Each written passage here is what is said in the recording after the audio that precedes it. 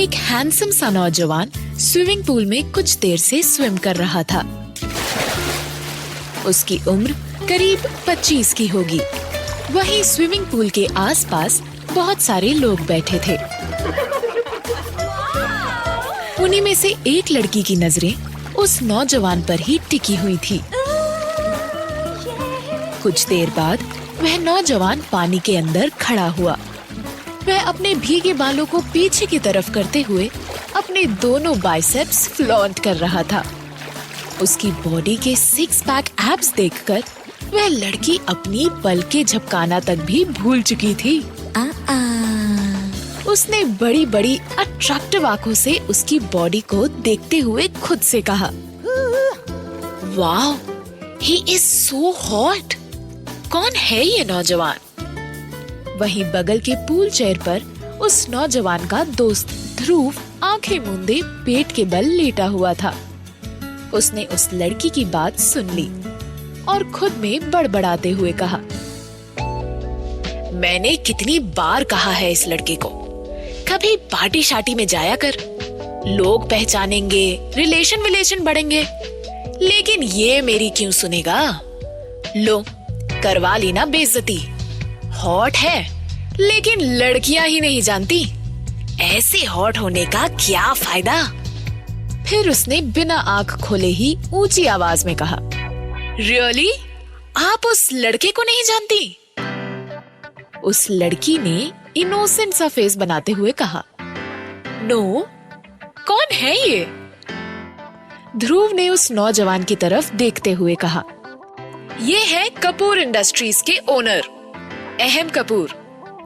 तभी उसने देखा कि वह लड़की अपने चेयर से उठी और अहम की तरफ बढ़ी। उस लड़की की नजर अहम की पूरी बॉडी पर थी।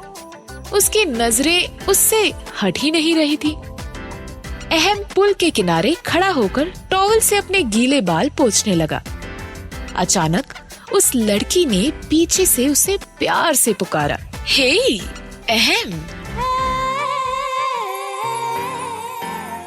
अहम तुरंत पीछे मुड़ा और वहां एक लड़की को खड़ा देखा जो उसे अजीब तरीके से घूरे जा रही थी।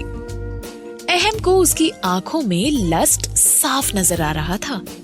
वह लड़की अहम के इतने करीब थी कि वह जल्द से जल्द किसी भी तरह उसकी बॉडी को टच करने के लिए उतावली हुए जा रही थी। उसने अहम के हाथ से टॉवल लेने की कोशिश करते हुए कहा, लाओ, मैं तुम्हारा सर पोंछ दूं। उसने टॉवल लेने की कोशिश में अहम के हाथ को टच कर लिया। अहम को उसका बिहेवियर जरा भी अच्छा नहीं लगा। उसने उस लड़की से उस टॉवल को वापस लेने के लिए जानबूझकर जोर का झटका दिया। वह लड़की अचानक झटके से खुद को संभाल नहीं पाई और सीधे स्विमिंग पूल में जा गिरी। वह पूल के अंदर जोर जोर से चिल्लाने लगी, अहम, मुझे बाहर निकालो, अहम। लेकिन अहम उसकी कहाँ सुनने वाला था। वह उस लड़की को स्विमिंग पूल में छोड़कर चेंजिंग रूम की तरफ बढ़ गया। वहीं आसपास बैठे लोग उस लड़की को देखकर जोर जोर से हंसने लगे। यह देखकर ध्रुव तुरंत अपनी जगह से उठा और चेंजिंग रूम की तरफ बढ़ गया। अहम अब तक अंदर घुस चुका था। ध्रुव बाहर खड़े होकर अनजान बनता हुआ बोला, क्या हुआ? तुमने उसे पानी में क्यों ढकेल दिया? अहम थोड़ा स्ट्रिक्टली बोला, मैंने उसे नहीं ढकेला, वो खुद ही पूल में जा गिरी। लोग खुद को संभाल नहीं पाते हैं और दोष दूसरों का देते हैं। ध्रुव ने अपना सिर पकड़ लिया और बोला, अरे यार, किस मिट्टी के बने हो तुम? लड़कियां तुम्हें इतना भाव देती हैं और तुम हो कि अब क्या जन्नत से हूर आएगी तुम्हारे लिए? अहम कपड़े चेंज करते हुए बोला, मैंने कभी नहीं कहा कि मुझे लड़की चाहिए। नफरत है मुझे लड़कियों से। मैं अकेले ही ठीक हूँ। तुम कब तक ऐसे रहोगे? लाइफ में एक पार्टनर का होना तो जरूरी है ना अहम। वह झुंझलाते हुए बोला, सारी लड़कियां लालची और मतलबी होती हैं और मुझे ऐसी लड़कियों के बारे में कोई बात नहीं करनी, समझे तुम? इतना कहकर वो चेंजिंग रूम से निकला। और होटल की पार्किंग में खड़ी अपनी ब्लैक रेंज रोवर की तरफ बढ़ा। ध्रुव उसके साथ साथ चलता हुआ बोला, क्यों नहीं करनी तुम्हें बात? तुम्हें क्या लगता है कि सारी लड़कियां एक जैसी होती हैं? तुम्हारा ये भ्रम और तुम्हारा ये लड़कियों को लेकर जो नजरिया है, एक लड़की ही उसे बदलवाएगी। तुम्हें लगता है ना कि सारी लड़कियां पैसों पर मरती हैं, पर वो ऐसी नहीं होगी। उल्टा वो तुम्हारे चेहरे पर पैसे फेंक कर जाएगी, और अगर ज्यादा स्वाभिमानी निकली तो एक हाथ तमाचा भी उपहार में देके जाएगी।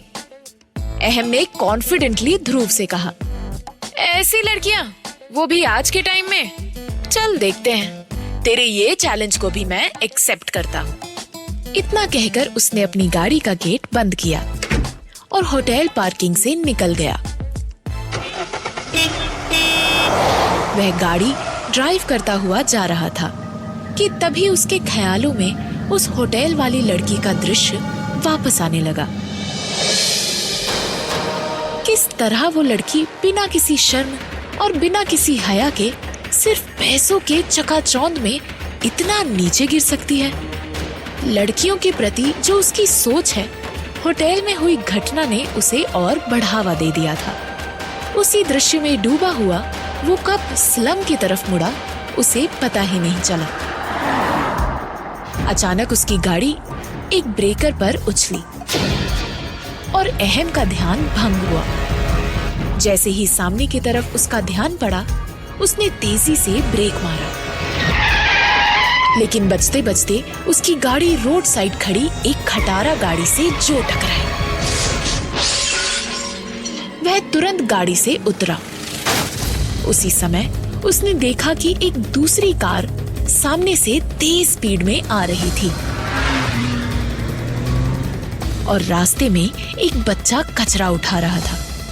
वह चिल्लाता उससे पहले ही कार के साइड बोनट से बच्चे की टक्कर हो गई।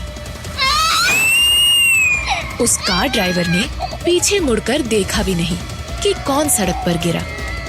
उसने अपनी गाड़ी की रफ्तार और तेज कर दी। वहीं वह बच्चा जख्मी होकर रोड पर गिर गया। उसका सर हल्का फट चुका था और हाथ पैर में खरोंचे भी आई थी। अहम उस लड़के की तरफ तेजी से बढ़ा। वह बच्चा जमीन पर गिरते ही जोर जोर से चिल्लाने लगा। बच्चे की चिल्लाने की आवाज सुनकर कुछ दूरी पर खड़ी एक लड़की की नजर उस बच्चे पर गई और वह तेजी से दौड़ी। अहम से पहले वह लड़की वहां पहुंच गई। इस बीच काफी लोग वहां इकट्ठे हो गए। वह लड़की घुटने के बल बैठ गई और उसका सर गोद में लेके घबराई आवाज में बोली, बिट्टू क्या हुआ? कैसे हुआ ये सब? तुम ठीक तो हो ना? ध्यान कहाँ था तुम्हारा?